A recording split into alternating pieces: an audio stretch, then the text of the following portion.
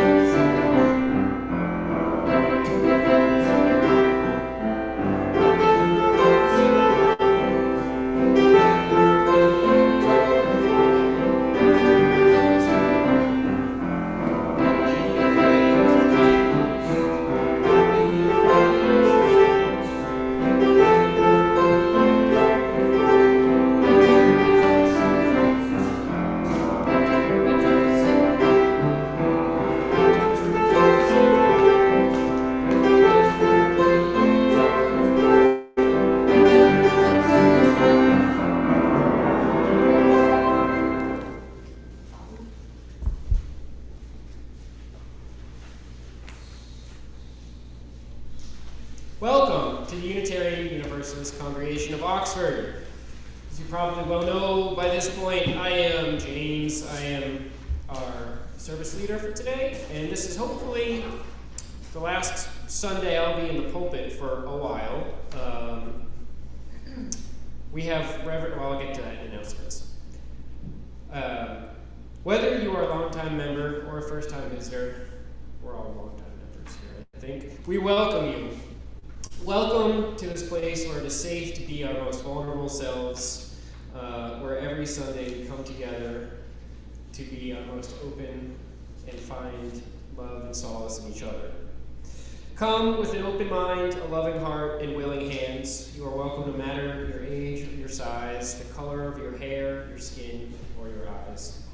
Come, whatever your abilities and whomever you love. We gather together this Sunday and all Sundays for worship, which we define as giving honor, reverence, and regard to something. Not necessarily adoration as in other traditions, but more often reverence and gratitude for the wonder of nature and being. Upholding our shared values, we come together today in radical vulnerability to celebrate our independence and honor the spirit of togetherness, all of which is centered in love. It is good to be together in this pluralistic, loving, and open community, this congregation, to wait now to compassion and conscience as we strengthen each other to work towards a planet transformed by our care. Okay, so now for announcements. Reverend Sarah is basically back in rotation starting next week, which means a couple of things. It means she'll be here the second Sunday of August. What? August. Yeah. August. What did I Second say? Sunday, nothing wrong. Huh? Nothing He wrong. said second and opposed, so. Yeah, you paused before the month. You seem to be looking for the months. So Okay. All right. No problem. Second and fourth Sundays of every month, starting now through next summer. That also means that we will have Soul Matters, which will be happening not this Monday, but the following Monday at 6 o'clock. 6 o'clock in the evening on Monday. That's also going to be regularly in rotation starting next week. And then, what's the other thing? Oh, so she's also going to be in town. So, 2 things. Don't forget potlucks, please. Our hospitality has kind of fallen. Thank you, Helene, for showing up. I think we got 1 out of our 4. Were you doing any hospitality? No. No. So our hospitality is kind of fallen by the wayside this summer. Hopefully we can get back together. And one big way to do that is with the potlucks, which will be the second Sunday every month when Reverend Sarah is here. But the couple of days that Reverend Sarah is also here, I highly encourage folks to give her a call, meet up with her for coffee or a meal, or just to walk around for pastoral care. It's really wonderful. It's a good way for Sarah to connect with you and the congregation, and you to have somebody to talk to. So she's usually here like the day before and after, I think. It will change, of course, according to our schedule. But she's in the Sunday she's in town, she's usually here the day before and the day after. So I really encourage you to reach out and take advantage of that resource while you can. Other stuff, we have the Mississippi Remembers Black Resistance and Community Memorialization is a statewide gathering hosted by the Fayette County Remembrance Project in Southern Studies. That's going to be September 5th to 7th. It's a free conference, open to anyone. The registration link, as it says here in your insert, are included on the weekly announcement and newsletter. Please remember to always check your emails from us. There's lots of good information there. There's also a marker dedication on September 2nd at the Fulton Chapel to honor the Ole Miss 8. I do not know who that is. That's probably a good... The 8 black students who essentially integrated the university. That is a good encouragement to go learn more about that and attend the marker dedication. That's all I have for announcements. But like I said, things are going to start getting busier as we get back into the fall. So make sure to read your inserts, check your emails, stay up to date with everything that's going on.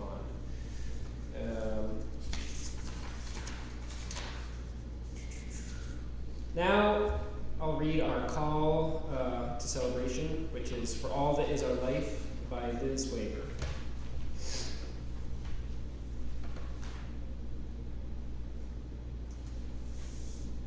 Every day is a new start, every year a beginning, or so we'd like to believe. And we don't know, can't anticipate where we will go, what will happen, what delights await, and what heartbreaks will tear us open. The paths unexpected that open before us. Even knowing that, we lean our lives in particular ways, focus on particular moments, and incline our attention to what is in our hearts and lives and hands to offer. We know for sure that ours is in the going, finding what is on the path and off, and giving and creating what we can. We come here amidst the discoveries and delights, the worries and woes, to find a moment to connection, to pause on the journey in gratitude and sorrow. It is good to be together. So we're a small group today, but it's always nice to take another moment or two of conviviality. So Tiger will play a minute or two of music, and we can take a moment to greet our neighbors. Good morning. How was your week?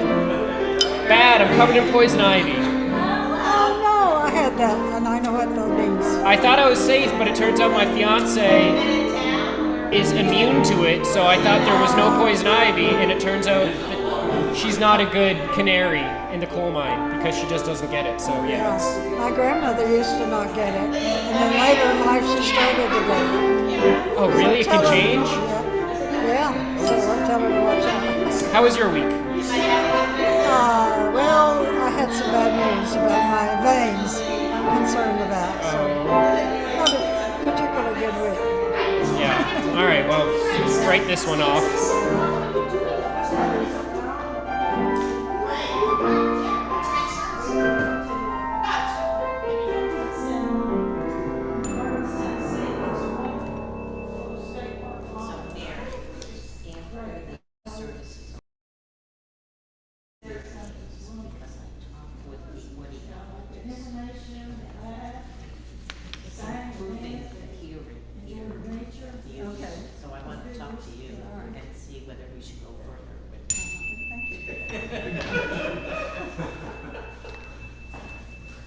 Our chalice lighting is a responsive reading, so I will read a line, and it's not in your books. It's the response is just "We are not alone." So I'll read, and it will hopefully be obvious the response, which is "We are not alone." We are not alone. We are this flame, ancient as the stars, new as the vulnerable spark. We are not alone. We are this chalice, rimmed by the spiral dance of searching. We are We are not alone. We are the light soaring, the shadow deepening, the dance between them. We We are are not not alone. alone. We are the heirs of the tribes in their fires, the healers in their circles. We are not alone. We are here. We are here for ourselves. We are here for ourselves, and we are here for each other. We are not alone.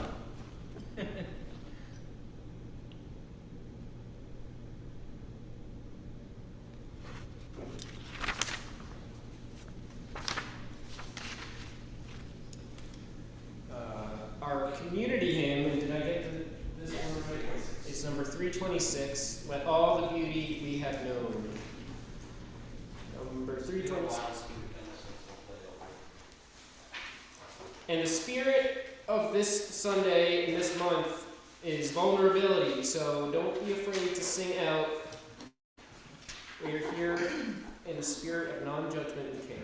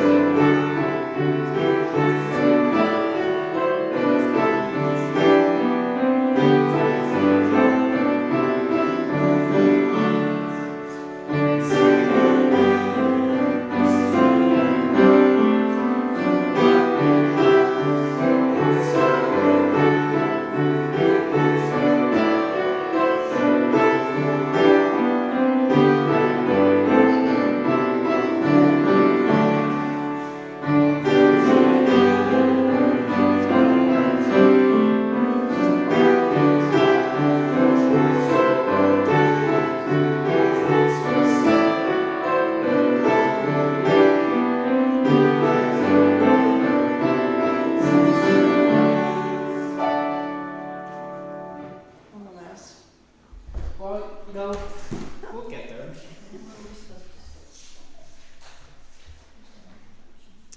So we have a time for all ages, and this Sunday it's a time for some ages. But Wendy has requested that we do more of these. So this is actually a guided meditation that Wendy sent me. And she reminds us that we can think of guided meditations as stories that we co-create with our bodies and with those around us. So you can start by making yourself comfortable, relax, and be open. Be vulnerable in this safe space. You might want to close your eyes and think about what your shoulders are doing. Do they need adjusting? Your hands, are they relaxed? Try taking a deep breath. And as you exhale, feel all the tension that you store and the power leave your body. Let it go. Notice your neck. Maybe let a little go there. Rock your head back and forth gently. Roll your shoulders back, releasing any remaining tightness in your neck. Now notice the weight of your legs, where your feet connect to the floor. Feel how solid the floor is and begin to climb. Maybe it's just a long flight of stairs. You decide what you climb, but no matter what, you are climbing. Imagine lifting your feet and your legs, and those legs pushing you upward. What time of day is it? It could be night, you're climbing by moonlight, or daytime, the warm sun is on your shoulders. Keep going upward. You climb for a while. Climbing maybe starts easy, but it always gets hard. You will feel tired, feel the ache in your legs. Maybe other parts of your body ache too. If you need your hands and arms to help you climb, they may start to feel warm and stretched. And maybe your back starts to hurt too. Maybe you're thirsty, but you have to keep going and keep climbing. Notice how your body feels. Let those feelings spread to the tips of your fingers, to the top of your head. You are climbing, you can see the top, but it's still a long ways away yet. You are tired, but look around you and notice what's nearby. Look at the scenery. What can you see in the distance? Look at that for a few moments and feel your strength coming back. Feel how your body relaxes again, and feel how far you have come. Feel the sweet heaviness of your legs connected and supported. Feel the power returning to your arms and hands. They have done a lot, and they can do a lot more. Look at what you can see. I want you to notice what is nearest to you. There is something near that can help you. For some, it might be some water, a source of water. For others, a walking stick or a pair of shoes. Or maybe it's just that the goal isn't as far as you thought. I want you to notice one more thing. Besides you, someone you know is there. Someone who is there to encourage you. Think, who is it? I want you to begin to climb again, but this time you're climbing with someone who cares about you. And that thing you needed, you found it, and you brought it with you. Your legs, feel how much stronger they are now. Feel how they push almost without effort. Your arms feel more capable. You are balanced, light, and quick. That person with you, the two of you are strong. And now I want you to stop and look around again, because you have made it. You have arrived at the top, and you can see a vista all around you. And you're not alone. You are strong, and you are supported, and you have made it. Look around and feel that strength in every fiber of you. In your neck and in your shoulders, in your arms and in your hands, in your back, in your legs and feet, and especially feel that strength in your heart. Look at the person in your mind's eye who came with you and reach out. Maybe squeeze their hand. You have done it. Breathe in deeply. Now exhale. And when you are ready, you can open your eyes. But remember, you're at the top, and you are not alone.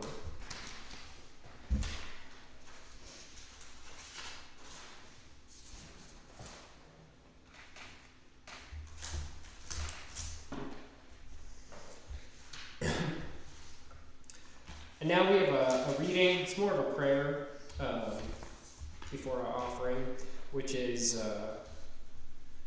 We Are Fearfully and Wonderfully Made, in keeping with the theme of vulnerability, by Lori Walk. Gracious God, we are not supposed to talk about hearing voices in our head. That's how rumors get started. But there's a voice, a familiar stranger, that we can't seem to turn down or turn off. One that says we are a mess, a mistake, a fool, and a fraud. That voice says everyone else has it together, and everyone else's children are well behaved, and everyone else has no trouble following the rules. Everyone else has 3 months of living expenses saved away. That voice makes it hard to hear you. So we convince ourselves that it's better to keep our head down. Don't rock the boat. Try to shrink ourselves to fit expectations, make ourselves small. But the psalmist says that we are fearfully and wonderfully made. Of stars and dusts our stories stay. Stars and dust. Help us remember and remind each other every chance we get. Maybe this is how we better hear you. Amen. Blessed be. Now it's time for our offering. So, as you all know, we split our plate 50-50 with a nonprofit each month, and I think this is old. August, yes. August is Doors of Hope. There's a small blurb in here, but Doors of Hope Transition Ministries helps families through financial crises. They work with families who are currently homeless and with families who are at imminent risk of losing their homes. And I think it looks like so far, year to date, they've been around. This is their 11th or 12th. They're going into their 12th year now. And they have provided help to almost 3,000 homeless or at-risk homeless individuals. So I will pass the baskets around, and please give generously as you can.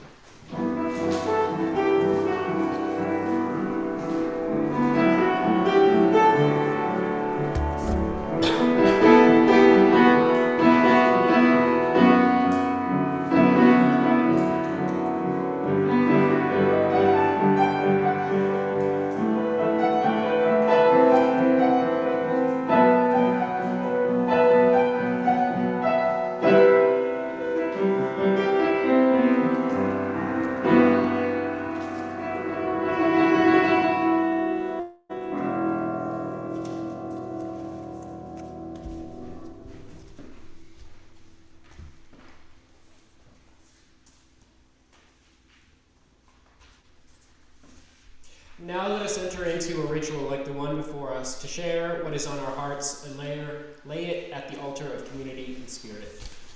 Using a pebble dropped into a bowl of water to symbolize the ripple effect of the events of our lives upon our larger community, we will now share the grief, gratitudes, and moments of growth that have touched our lives since we were last together. Our first pebble is one of gratitude for our visitors and friends and for our opportunity to gather here today.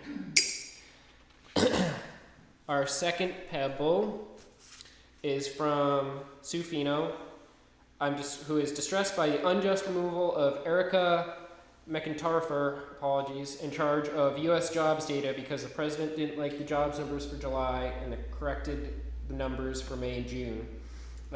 She's also distressed for the many others unjustly fired. Many in a long, long line of that. And Mary has one. Helene Burton is safely returned from world travels. Welcome back. Please continue to keep another, more of a request for thoughts.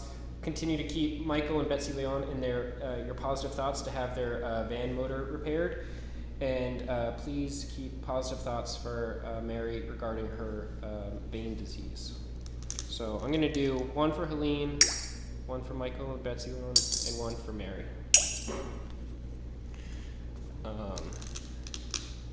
Do we have any others? I have one for, I guess it's a pebble of ambivalence for August 1st.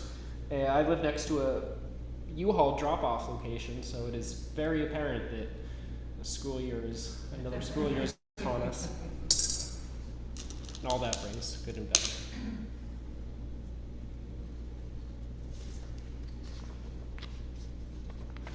Mattresses, you see a lot of mattresses this time of year. Finally, we drop a pebble into the water for all the grief, gratitude, and growth moments that remain unspoken. All that we hold in our hearts for ourselves, for each other, and for the world is held in this community and by a love that is limitless. Amen, and blessed be.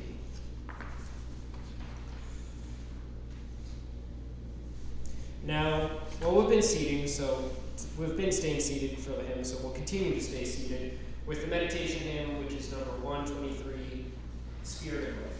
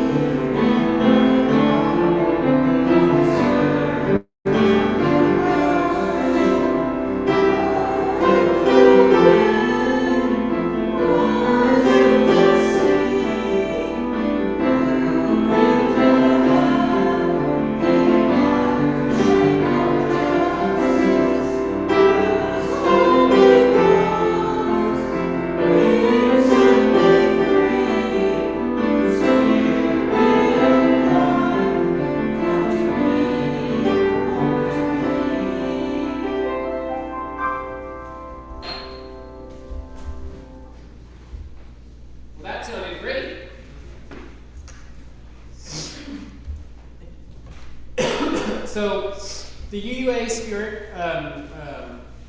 spiritual theme for August is vulnerability. So this is the first in a couple of Sundays focused on vulnerability.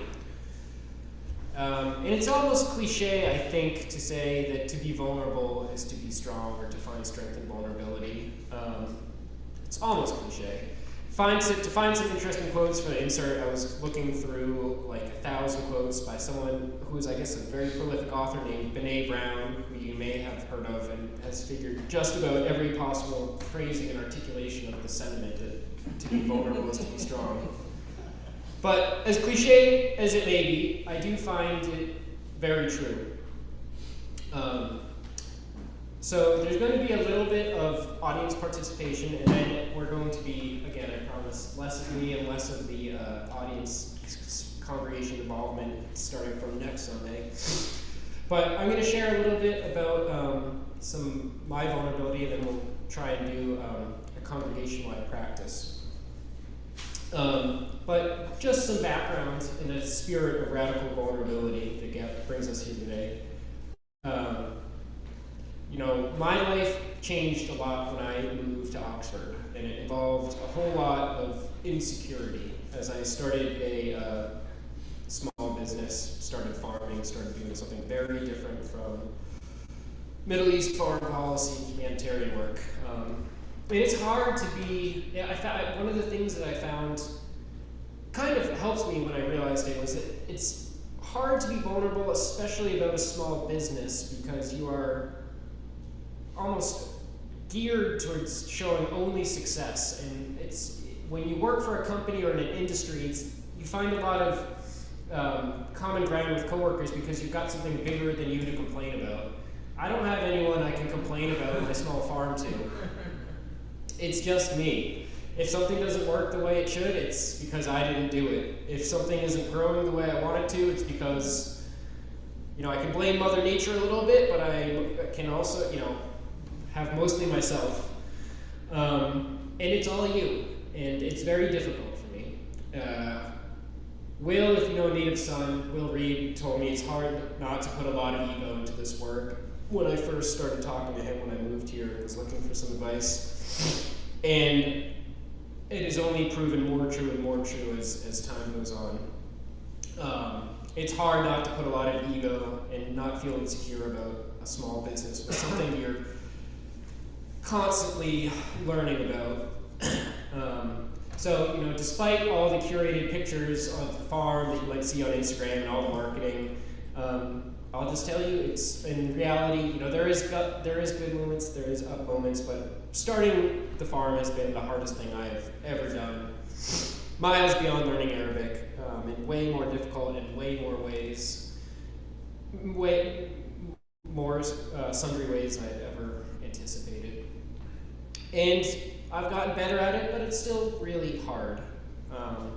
There are gallons of sweat, tears, and blood in that order, thankfully, that go into making the farm work. Then a funny aside is that I had somebody from there's a sweat lab at Mississippi State, and a PhD student came out and measured my sweat for a day a couple of weeks ago. And I sweat on a slightly overcast hot day,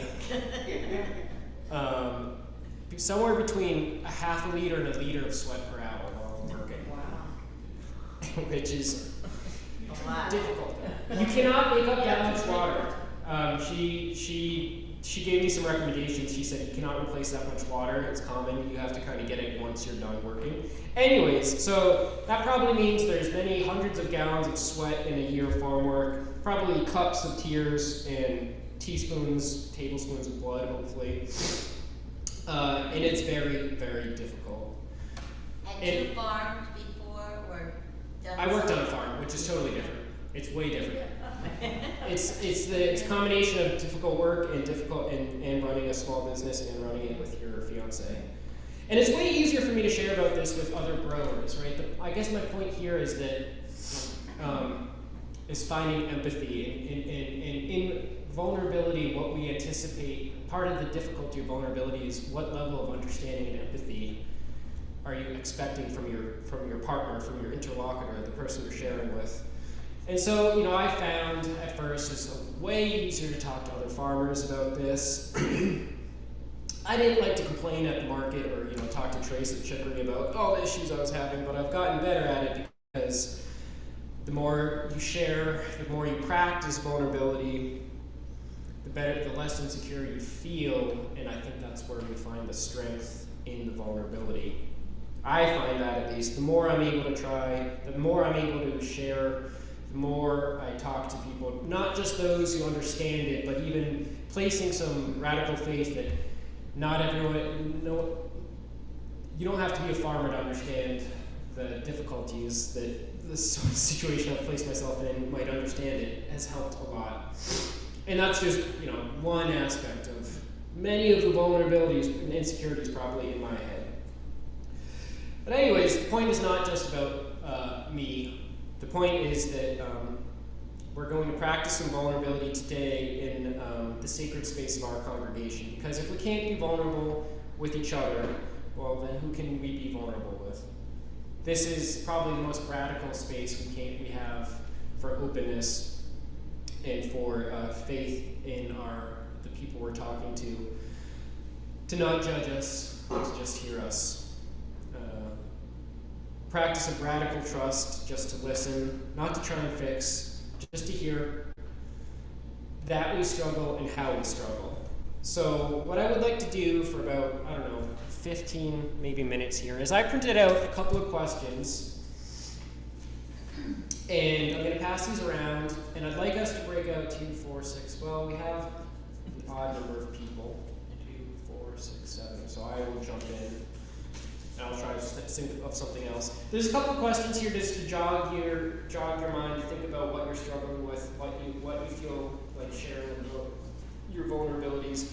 And we'll try and break out into pairs, and we'll talk, each person sharing in turn with the person they're sitting next to or across from, and then we'll switch like 2 or 3 times. So everyone will have a couple of minutes with each other, and that way we will come out of this practice radical vulnerability and empathy with each other.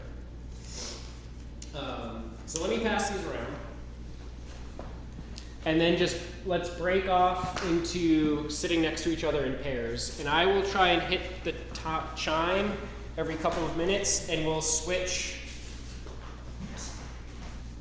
One person will remain seated, and one person will switch, I guess, clockwise, if that makes sense.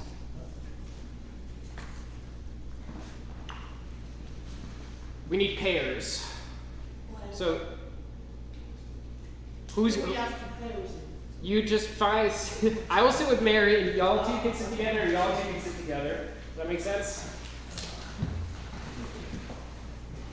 So we'll take a minute or two to our vulnerabilities.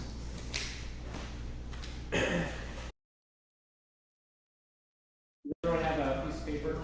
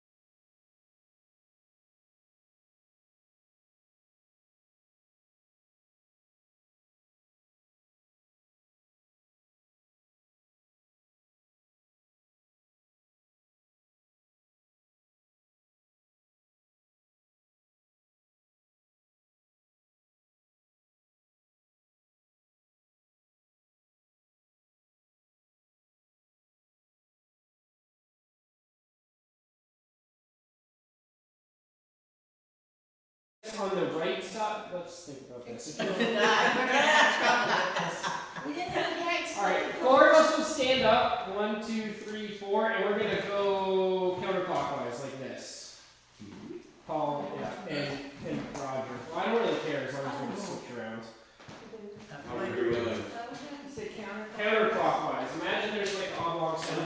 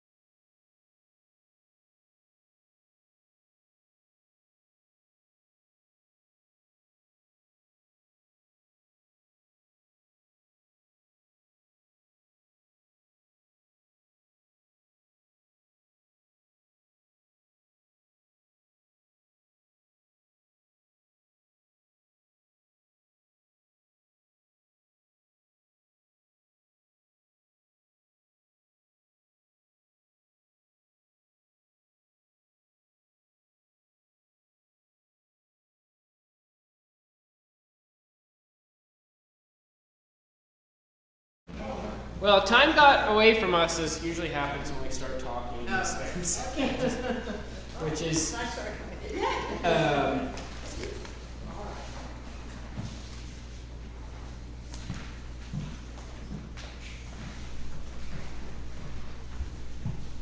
Spirit of life, teach us how to consider also how others experience the world, to understand how our reality and their reality are different, and yet they share qualities of the same core desire. Teach us to listen for shared feelings, for places of connection. Teach us to be curious and open to hearing differences. Teach us to love into brokenness, to give space for, to be patient with healing. Let us be strong in our vulnerability, in our not knowing, in exposing our less than perfect scary bits to those in front of us. Give us courage to face judgment, scorn, and hatred because of the greater good. Let us be disciples of essential goodness, strong in our knowing that in each being there is a divine light of the soul. Give us the strength, Creator, to keep feeling empathy even when we are tired and broken. For it is then that you are feeling the empathy through us. Amen and blessed be. Our closing hymn is number 1057. Go lift it up. Okay. 1057 and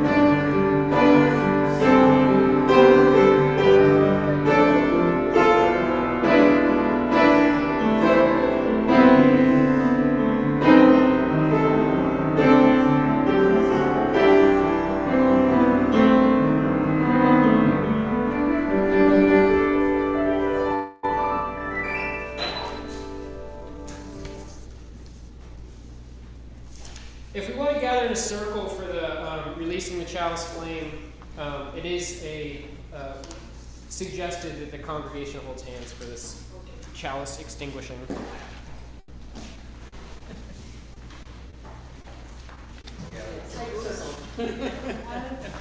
I will. Yeah, we'll have to come this way, and I will do my best to read this. The hand in yours belongs to a person whose heart is sometimes tender, whose skin is sometimes thin, and whose eyes sometimes fill with tears, whose laughter is a beautiful sound. As you leave this sanctuary, may your hearts remain open, may your voices remain strong, and may your hands remain outstretched.